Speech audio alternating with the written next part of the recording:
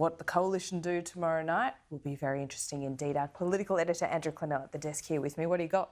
Well, what I've got is there's been a lot of speculation the Prime Minister will call the election Friday. I'm told reliably he hasn't made a decision yet, but that Friday, Saturday and Sunday are all options. So we are looking at, it looks like this weekend, I can tell you that. It doesn't look like they're waiting another week, but there's no Friday set in stone at the moment.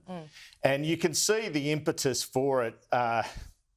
They feel as if they've got Peter Dutton wedged on these tax cuts. They're surprised at how the opposition has reacted, that they're kind of bagging tax cuts.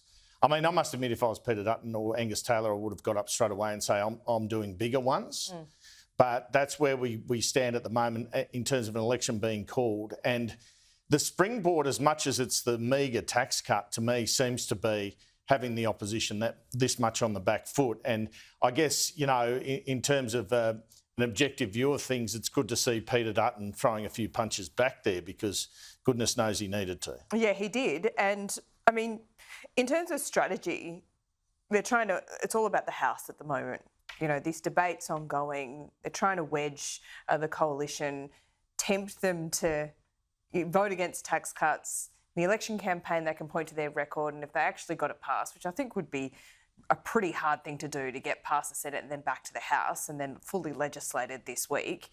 I mean, that's optics, right? I don't know how much that helps in voter land, but to keep tomorrow's set piece budget in reply with bigger tax cuts, I mean, if he doesn't go there tomorrow, well, I think this does matter. I think this stuff does matter because I think back to the Tampa legislation way back in 2001 when John Howard introduced that, and initially the opposition opposed it and they lost the election that day. I'm not saying that's happening here, but first reactions matter because it's what gets out there in the public. Now you've got every marginal seat MP able to go on the doors saying, and Peter Dutton opposed these tax cuts for the next couple of days. But if he goes bigger. Yeah, well, is he going to? I mean, he's given no indication he's going to there, and he's given no indication.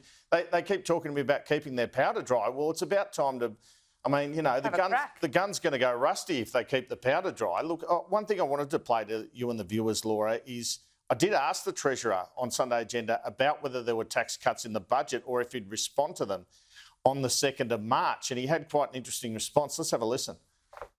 Have you got Treasury to do any work on potential tax cut options in case either A, you want to promise it, or B, you want to match a promise? Oh, well, first of all, you know, I'm not going to go into the kind of budget deliberations and all the rest of it. You would know that our focus is on rolling out the cost of living relief we already budgeted for, the tax cuts that we've already budgeted for, which Peter Dutton opposed. You know, it would be strange for Peter Dutton to oppose a tax cut for every taxpayer on the one hand and then announce new tax cuts on the other hand. Our focus is on rolling out the tax cuts we've already budgeted for.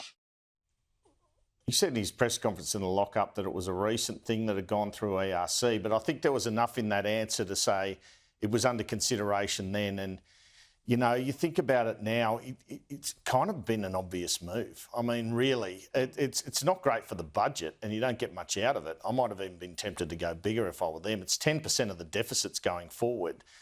But when your deficits are that big, does it really matter? It gave them a headline today in every paper that wasn't 4 years of deficits. And Jim Chalmers is the king of spin. He would have known that. And that's what he got. OK, he got some hassle over the $5 note, but it's kind of like any publicity is good publicity. They just feel the government with the Medicare thing, this thing, that they have got all the momentum, which leads you to Friday. You can go Friday, Saturday or Sunday. A lot of uncertainty for all of us here in terms of what we're doing. But that's where things stand. And just confirming again to our viewers, the Prime Minister hasn't made up his mind on when to call the election, but Friday, Saturday and Sunday are all being looked at as options. Yeah, it would be silly to waste the momentum beyond this week, right, Andrew? I think so, and anything can happen. And look, the interesting thing is people have sort of speculated the Reserve Bank meeting might not be a good start to the campaign. The Trump tariffs decision might not be a good start to the campaign, but what they've been picking up in focus groups, the Labor Party, is that people are off Trump, especially women. And so it's given Albanese, who's been called weak for 2 years by the opposition leader a chance to look strong, a chance to look like he's standing up for Australia. Yeah, it's Jim that looks strong. But he on the Trump issue, it looks like he stands up for Australia. And so, ironically, there was a bit of a feeling, obviously, from Peter Dutton that he could argue, I'll get on better with the Trump administration and get a better result. But at least in the focus groups at the moment, something else is showing, which is this actually helps the Labor Party out, ironically. Yeah, that's right. Look, I think the coalition's got to be really careful with what they adopt from the Trump campaign as well. The upfront, the upfrontness, the frank language, the decisive moves, I think kind of work here. But Australians have shown time and time again they don't like the meanness, that the kind of nasty thread that runs through the Trump administration, the bulldozer effect. So, look, I think the coalition know that. And I think Labor Party thought that Peter Dutton would be more Trumpy, and he's resisted that. I think he does need to go big. This budget, it really tempts Peter Dutton to do something big on the short-term energy, on gas and on tax cuts. If Peter Dutton can't go into this election campaign with that line that he's been using for a year, we will be the party of lower taxes, they're nowhere. Yeah, but his problem is he has to be the party of lower taxes and lower deficits.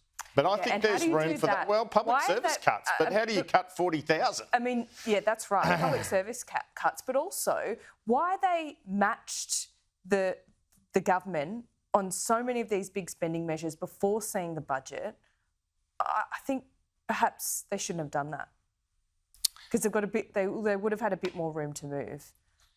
I think it was pretty hard on the bulk billing. Some of the others, sure. Energy rebate? I mean, totally. The energy rebate now is completely baked in to this budget. Well, except they've only put it in for 2 quarters. I know, but we're going to see budget after budget. I don't agree with you on this because, I mean, if you think about the petrol excise, they took that off. This government took that off. No, I disagree. I think there's room in a bipartisan fashion to take that off. But then the bigger question becomes, what is your power bill plan, Peter? Yeah, that's right. And then your power bill goes up 25% in a hit. That's going to hurt. At least it's early in the term. And you can, if you're Peter Dutton, you can blame the other mob. Yeah, that's true.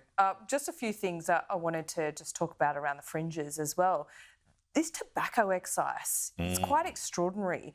In a year, they've lost around $7 billion in revenue. And this is important, Andrew, because it's emblematic of what, just taxing the wazoo out of something actually does in the real world. This looks to me like they're taxing up here, they're enforcing down here, and the illegal tobacco trade is just running wild. That's right. That's exactly right. And it shows there is always a threshold you'll learn in economics for how far a so-called elastic good goes in terms of tax. And it is an argument for a cut in excise, I must admit. I mean, Jim Chalmers is bravely defending it, but that sort of drop-off, everyone's buying illegal cigarettes. That tax rate is effectively fuelling criminal behaviour, it could be argued. Yeah. Just the two observations that I had about what's not in the budget. It was extraordinary to me, and it really shows how cost of living takes over everything and climate change takes a backseat. There was no mention of it from Jim Chalmers last night. No new measures, and it looks like we're not going to hit that 2030 target. But in a cost of living crisis, that goes way down the priority list. So there's no mention there. I also thought, given the massive spend in health, this government has done nothing in 4 budgets when it comes to mental health.